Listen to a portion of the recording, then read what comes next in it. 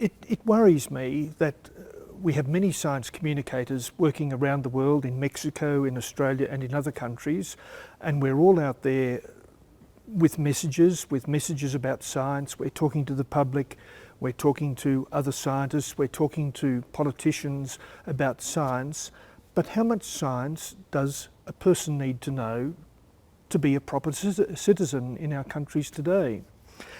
And I remember asking a very important scientist in Australia 20 years ago, if there was one thing you wanted Australians to know about science, what would it be?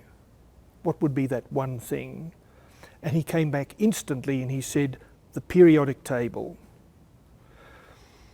Now, I learnt the periodic table when I was at school 40 years ago, 50 years ago.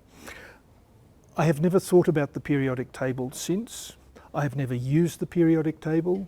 I do not care about the periodic table. I'm sure it's important to scientists, but to me as a citizen, it's not important.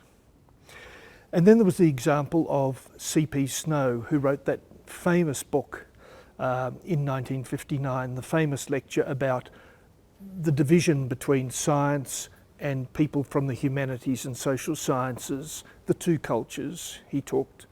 And he said that he felt that everyone from the humanities should know the second law of thermodynamics. It was essential if you're a properly educated citizen. Now, if you read the second law of thermodynamics, it is very complicated and I do not feel I need to know it.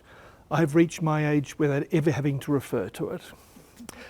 And then I came across a paper written by a man called Georges Debord, and he's an American, and he said in the course of his paper that there are many successful people living around the world, successful citizens, they have a good job, they have a good life, and they know nothing about science.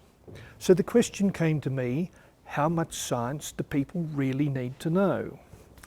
And so I ran a survey on the PCST network, and I had many responses to that, and people said many different things that they regarded as essential basic science for people in order to be good citizens. The trouble is, they all gave different answers. They all identified different aspects of science. And so the science communicators, the ones who filled in the survey, cannot agree on what sort of science people need to know. So then I asked them about the scientific method. Do people need to understand the scientific method?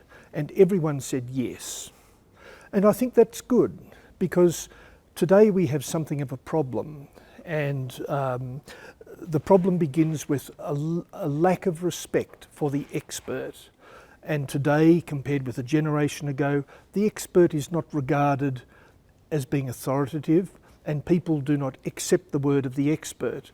And we have words coming up like, in the latest American administration, people talk about alternative facts. What do they mean, alternative facts? Science may not have the complete answer, but science always has the best answer. Science is the best available information that we know. So I think it's very important for people to understand science and to understand the way science works and to respect science. And so that means appreciating the scientific method. How many scientific facts they need to know? I think that is an open question. It depends on where you live, it depends on your age, it depends on your circumstances, it depends on your job. So it will vary. So there is probably no one set of scientific facts that a person needs to know. But I think it is very important for them to appreciate science, to respect science, and to understand the way scientists work in providing good information.